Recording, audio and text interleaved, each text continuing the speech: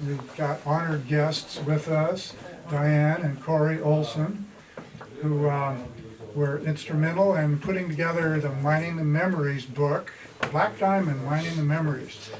And that book has been my favorite thing in this whole museum forever.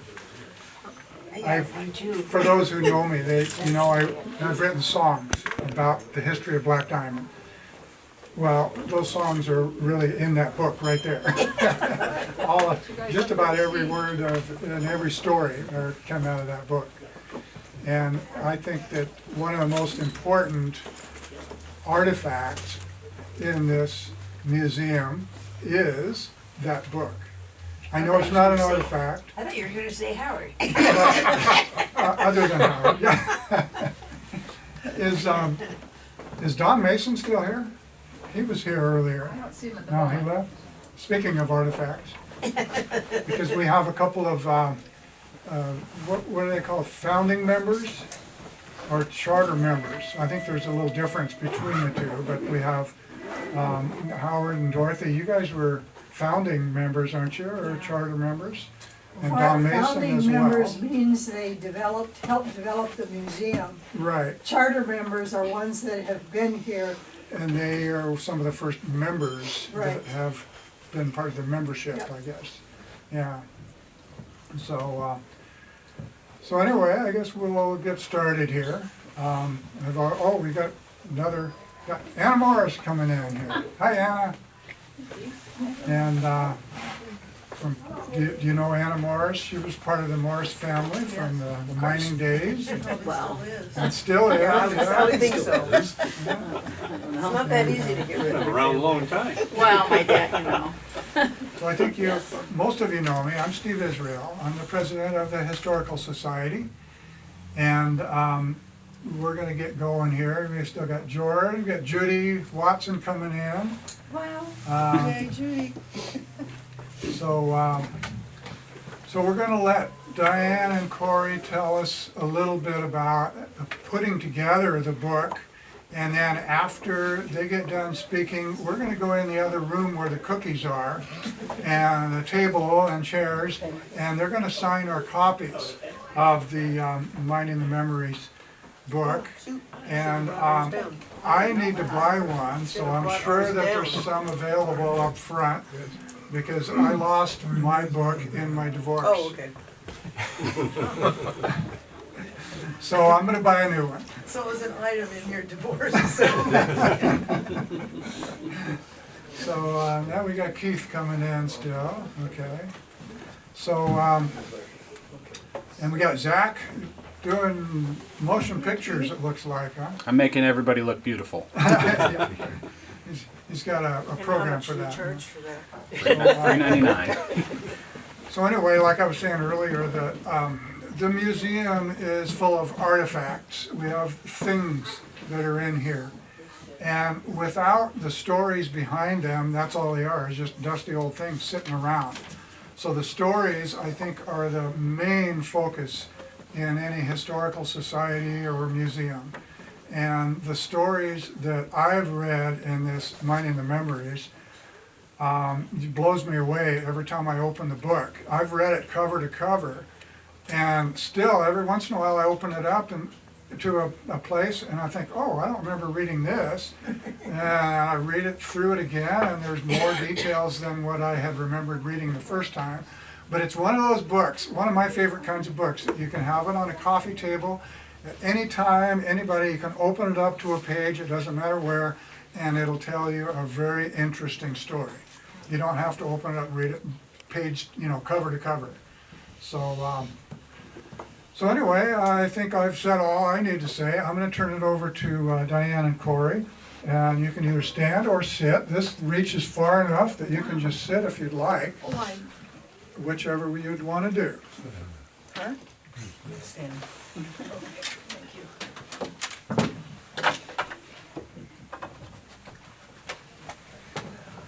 Hello, I'm so happy, we are so happy to be here. We're really honored that you've asked us to come and talk. And thank you so much for coming out on this sunny day.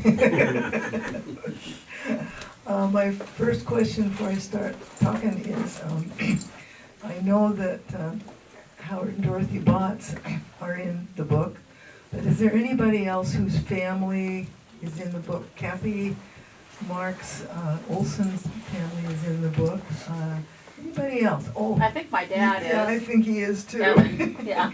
And instrumental in helping us get it off the ground too. So, okay.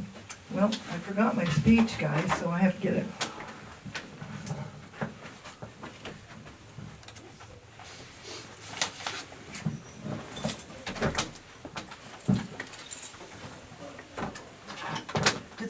It's fun getting old. We're learning that too. Okay. This talk is dedicated to Carl and Ann Steyert because they're the driving force behind the establishment of this great museum. It's a wonderful museum, and I hope you continue to be very proud of what you've done to keep it going. That was one of Carl and Ann's fears, is that after they died, that it would not keep going. So thank you for making your dreams come true. I'm sorry, I'm spitting into this thing. Carl, can you hear me this way? Okay.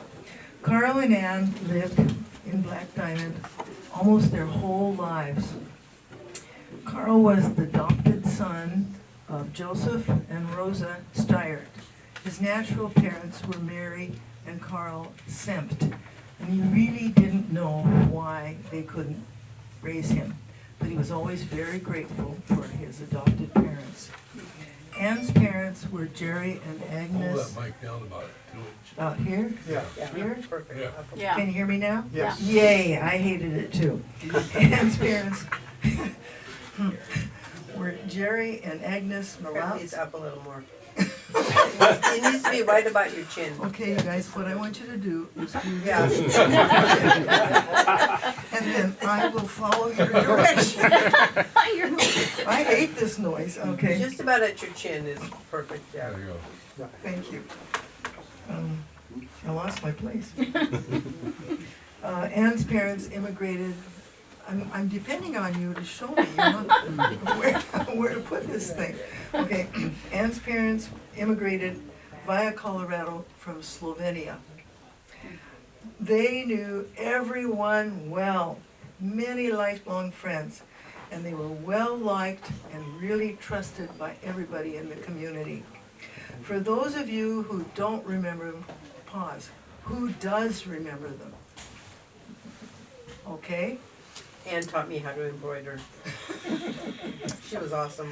Yes, she was awesome. She was Carl also, helped me overhaul my first car. yes, Carl helped him overhaul his first car.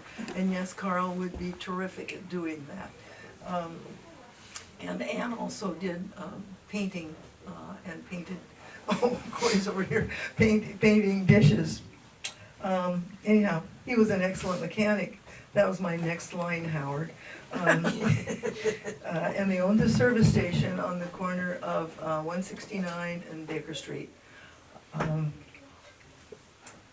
Carl could tell some pretty hair-raising tales about rescuing people out here from in the wilderness. The other guy that did it was, his name was Evans. I can't think of his first name, but anyhow, he had it before Carl, and both of them were great storytellers about rescuing people out here in the wilderness.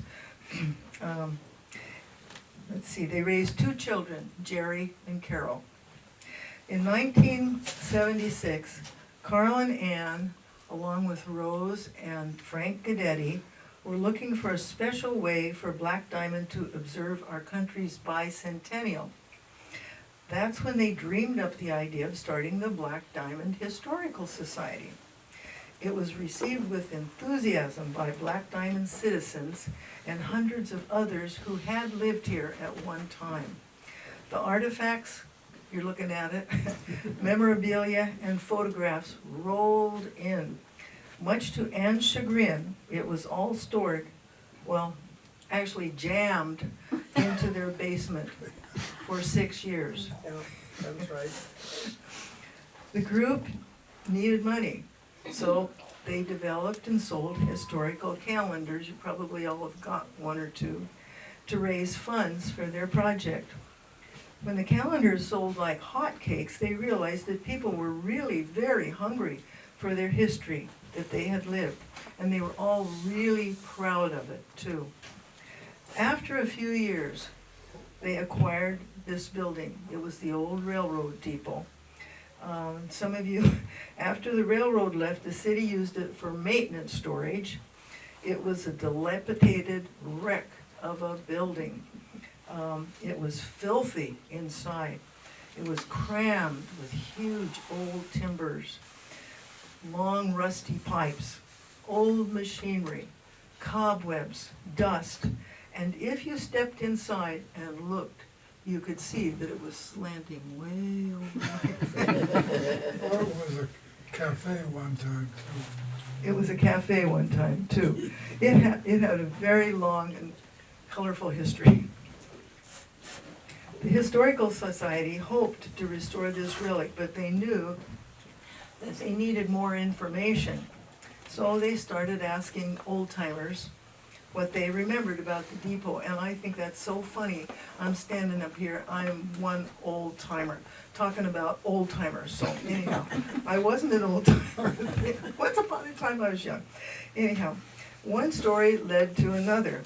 The old-timers described the depot, but then they might start talking about something else, like the diphtheria epidemic, or the daily life of a woman, or what it was like to be a kid and feel a huge bump in the mine and wonder whose dad got injured or killed. The Historical Society realized that they were hearing a very rich history and started taping these stories. 5 years later, by 1981, they had probably interviewed about 10 people. That's when I had the delightful honor of getting to know them. I had taken a year's leave from my job as a kindergarten teacher in Kent because I just needed to see another dimension of life. The Maple Valley Voice of the Valley needed a reporter for Black Diamond News. So I went to see the publisher, Bill Ziegner, and offered my services. He told me, well, write a news story about Black Diamond and bring it in, and I'll see what I think. I think the very first event I could find that was happening was about the Black Diamond City Council meeting. So I wrote about it and submitted it and got the job. Actually, I know he was desperate. And I would be paid 10 cents a line. Big bucks. Please.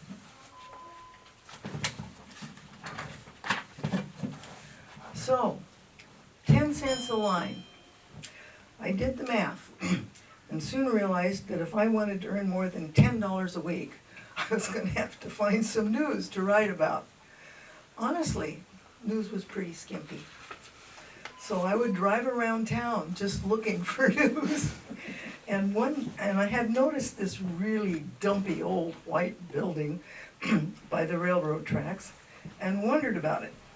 So one day, as I drove over the railroad tracks, I saw these old guys working on it. I decided there must be a story here. So I stopped and got acquainted. That's when I met Carl Steyer, Frank Guidetti, and Ted Barner. They told me who they were and what they were up to. They were the original Thursday working crew guys. I was hooked. I started writing these stories about the latest development in the museum or historic stories that they told me. And my publisher, Bill Ziegner, really liked it. And I got paid 10 cents a line. Lots of lines there. After a few months, Carl invited me to come along and listen when they interviewed old-timers. I was thrilled to death. By 1987, which is like, 6 years later, we actually had recorded 40 or 50 of them. Their stories were rich with ethos and humor. One day, Carl reminded us all that 100 years earlier, June 1882, the first miners had arrived from Nortonville, California. He really hoped we could have a birthday party in the coming June 1982 to celebrate the birthday of the town and open the museum. He was sure that the dirty old white building would be standing upright, freshly painted red, full of displays and artifacts, photographs that had been sitting in his basement for 6 years. So we formed a committee to have a birthday party, but nobody wanted to help. No, everybody wanted to help, but nobody wanted to chair it.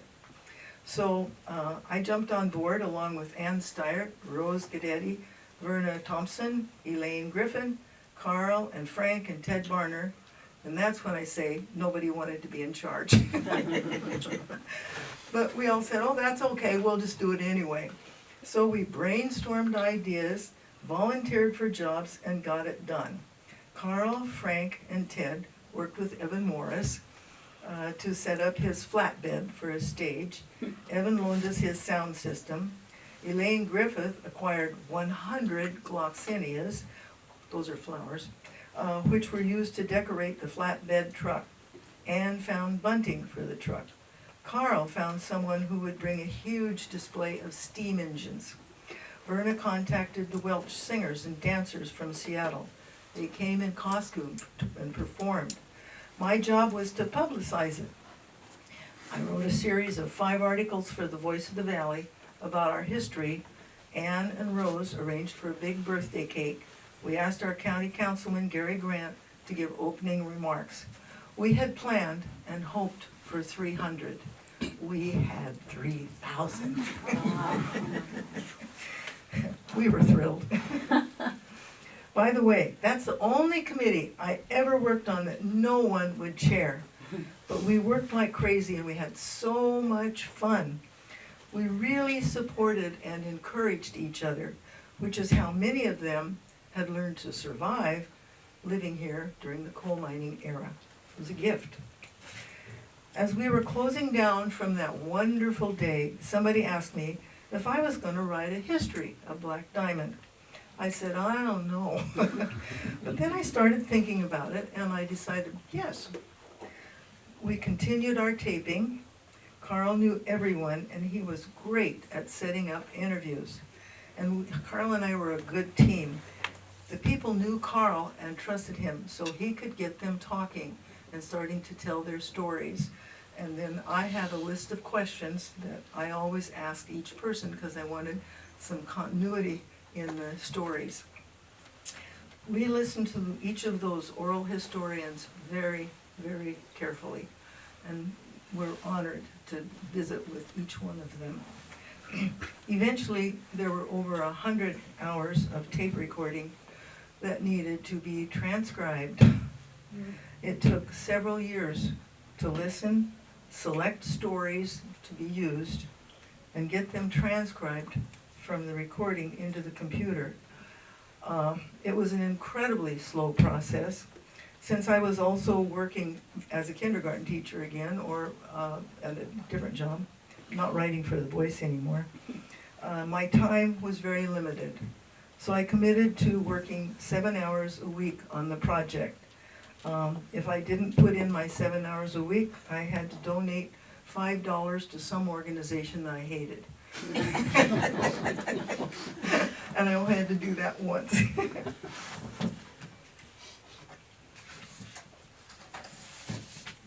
But I did get really bogged down in transcribing the tapes. When we got through transcribing the tapes, even though I just picked out specific stories from each tape, there were over 700 pages of information.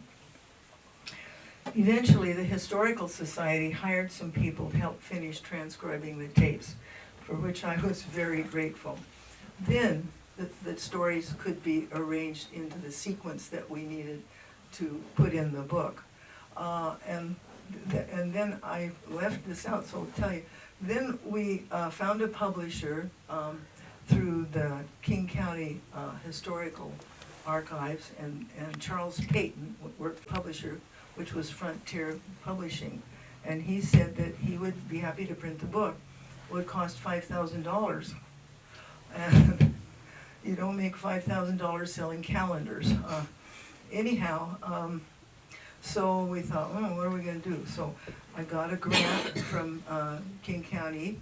They gave us a grant for that, but it would not become available until after the time we wanted the book out. We wanted the book out by November of '88 so that we could sell it for Christmas presents in honor of the state's centennial.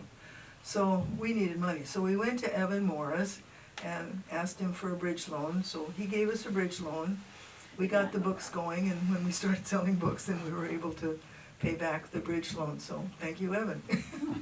I did not know that. You didn't know that, did you? No, I was just, yeah, I was in college. Anyhow, before we printed the book, my husband Cory, who's going to speak too, went to each of the storytellers, showed them exactly which stories we were going to print. And I remember asking one person, I said, your dad swore in here and stuff, and his grammar's not perfect. I said, but I didn't fix it. She said, if you had fixed it, I would not have signed this permission. Oh, good. Anyhow, if they approved and signed off, we could use it in the book. Cory was also, and he still is, a computer genius. He did the whole layout, and he's going to tell you a little bit more about that in a minute. And he is also the person that understood the technology of mining and railroads, which honestly went right over my head. Finally, in the fall of '88, we sent the book to press and managed to have it out by November of '88, just in time for Christmas and Washington State's 100th birthday. Carl and Ann were the wonderful inspiration that helped all of us in Black Diamond to celebrate the country's 200th birthday, Black Diamond's 100th birthday, and Washington State's 100th birthday. That's really awesome. Incredible. They started the museum. They were the driving force behind its growth, and they left it well established. Thank you, Carl and Ann Steyer. Thank you. Thanks, Diane. Wow.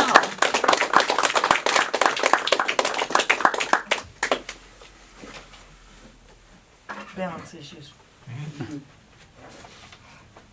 Lady Lynch, need a call. Okay, well.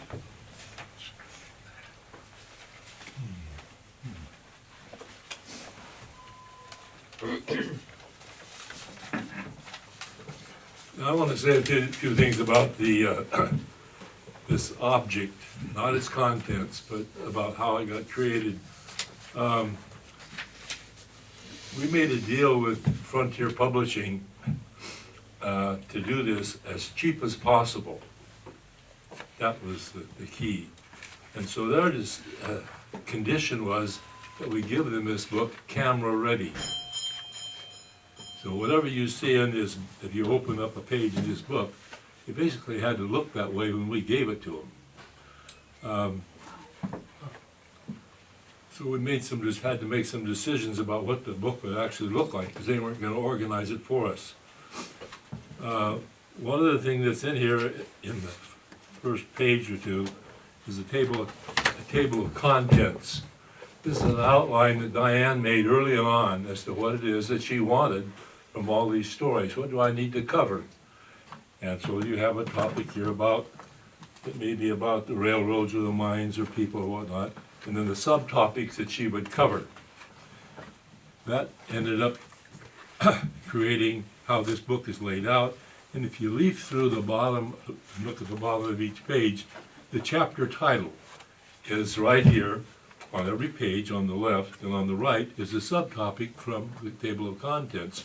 So that if you don't want to hunt for a particular story, just flip through the bottom and, oh yeah, here it is, company store. You can, all the topics are listed there, make it easy to find. The other thing that's in the front of this book is the names of all the people who contributed to the book, and a little bit about their history, where they came from when they came here. All the names are here, that says listed as biographies. The other thing is, in the very back, their names appear again with all the pages in which you'll find things that they contributed. So if you want to follow some particular person, you can look up all the different things that they said. Because Diane bisected it, cut it up into pieces, and used part of what they had to say on this page or this page, depending upon the topic that she was covering. As I say, my job is to take all that dictation, feed it into my desktop publishing program, and make a book. So I had 150 pages of content, and then a stack of pictures. And the pictures, the publisher said, I want you to put them where they belong in the book, and size them, which meant that we had to, you print out information, and then the picture of so-and-so goes here. It's this big on when they gave us the picture, but in the book, it's only this big. So I had to calculate how much you would shrink or expand the picture so that it fit. What we actually sent them was a blank page, it was a page with writing on it, with a blank spot, with an X in it, and that's where the picture went, and then a little space underneath it where I had to print the captions. And so each of these were, let's say, a work of art, in my sense, of what it should look like, and what you see is what we gave them. It was a fun project, but Frontier Publishing did wonderful with putting together what we gave them. The only thing that they are truly responsible for is the cover. We gave them a bunch of pictures and said, put them on the cover, and they designed the cover. And that's, I think, is one of the main selling features of this book.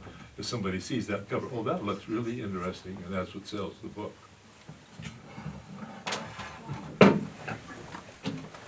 Any questions? Let's go eat.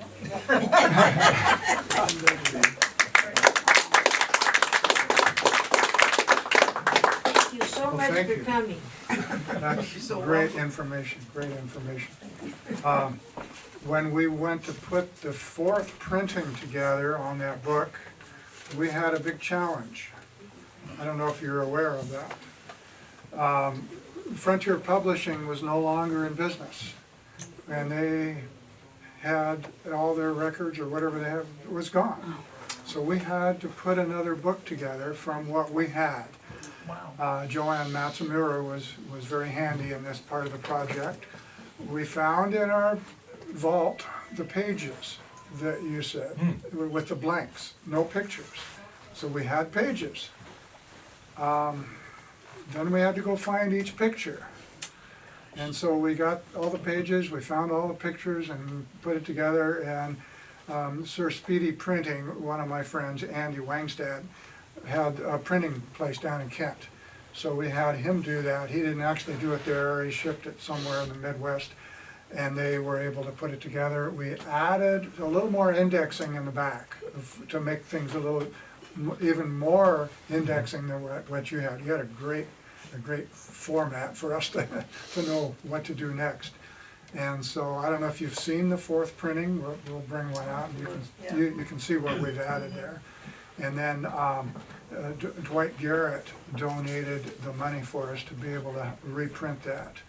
And so in memory of his grandson and great-grandson who were killed by, I think a tree fell on their vehicle. And so we put their name in memory of them, put that in there. But we tried to keep the book exactly the same. We just added a little bit, but the rest of it is just the way you put it together. And so anyway, thank you very much, and we'll go into the other room, have some cookies, and bring in your books so they can sign them. I gotta buy a book. Anybody know where I can buy a book? One Miners Mercantile, right out there. Miners Mercantile, right up front. Okay, I have to dig out my money here.